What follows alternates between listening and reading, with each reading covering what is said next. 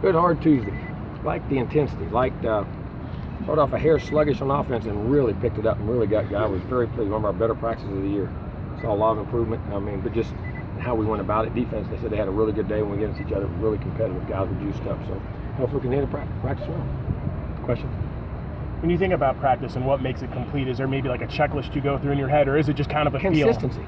I mean, listen, you ain't gonna always make the right play. Have the right attitude, have the right body language. When it's there, okay, I got it. Boom, my mind. Okay, boom, I get it the next time. You know what I mean? Or there's small mistakes, not major mistakes, and consistency, making play to play to play and putting plays together. You know what I mean? Very much like we did offensively the first 3 quarters of that game. That for the last 8 or 10 plays. I mean, just had the ball, just kept scoring and scoring and scoring and moving the ball, taking care of things.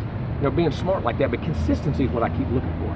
Jimbo, when did you notice a spark in Trey Marshall for the first time last year? I'm sorry? When did you notice a spark in Trey Marshall for the first time last year? I noticed it when I was recruiting him.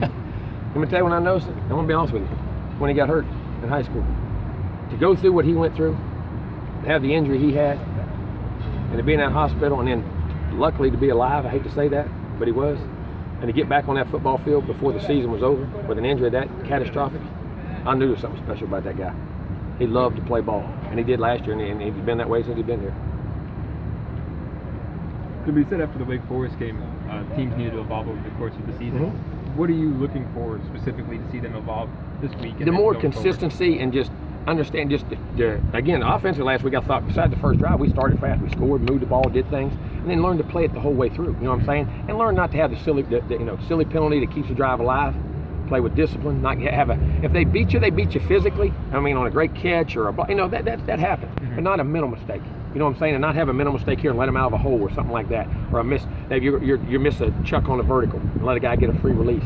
Things that just can't happen. You know what I'm saying? And understanding when you got people pinned back or when you're driving with the football and up 2 scores, 3 scores, those kinds of little things. But that's with a young team. You got to keep educating and teaching. Everybody thought I was upset. I wasn't upset. I was like, and after that game, I was taking advantage. Like I always say this, you know when the dog pees on the carpet? If you spank him an hour later, he don't have no clue what to spank him about. You know what I'm saying? We just wanted to make a point to him about what the opportunities we had right there to address those things, and we did it after a win. We didn't play bad. It seems like fans maybe been a little bit more critical of Everett than you have. So I guess what are the reasonable expectations you would have for him? Well, I mean, to manage the game and take care of the football, which is doing a great job. Win football games, lead his team. He's doing well. I mean, guys, it's like I say, people ask me to evaluate a guy on film. So I don't. I can evaluate him physically. I said, why? I'm not coaching him. What he's being asked to do, how he's doing it, what's going on, he's making great progress in what we're doing. And we're winning football games. The now situation is. It's not about offense or defense. It's about the team. What kind of team do you have? How they play together. The now situation is situations like the coaches always get more blame than they deserve. Without Golden, the coaches always get a little bit more blame than they deserve. Al's a great coach in my opinion. I think he's done a great job and very respectful, great guy. I don't know what all he's. I don't listen to what people say about other coaches or anything else. I know the guy's an excellent coach. I've coached against his team. They're very well prepared and they play hard. Defensively, when you look at that last game with Wake, it seemed like they were very good about going underneath. Miami did some of that against Cincinnati as well.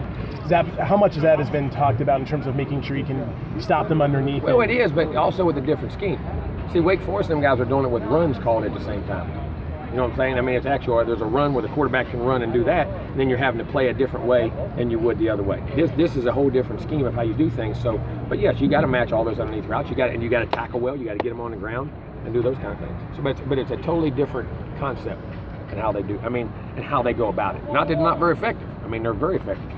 Jimbo, Dalvin and Terrence, is it too early to tell them? You need another day or two to evaluate what. Yeah, I mean, Terrence, I mean, we just have to wait. But Dalvin, I guess day to day. I mean, we'll keep waiting. But awesome. With Nate being out, how's Derwin kind of taking the role, knowing he's going to really go well. and start? Been really well.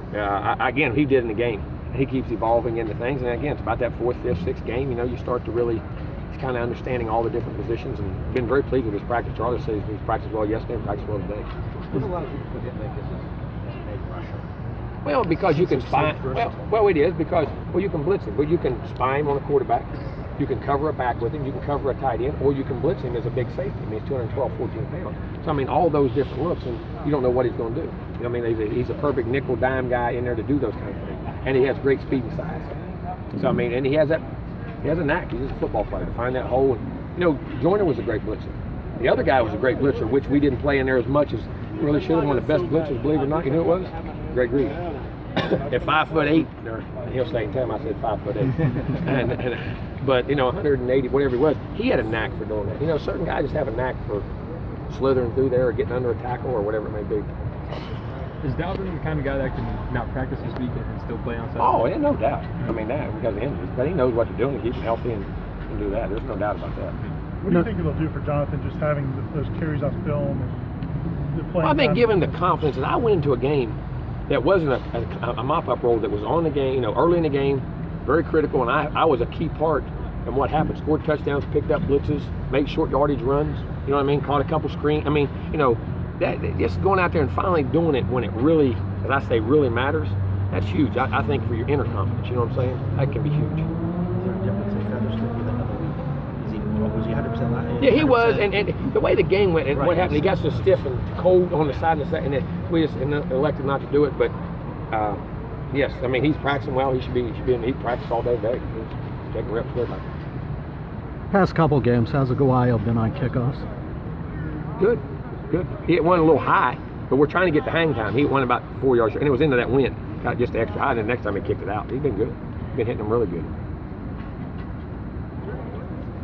All right, you good? Good. Thank y'all.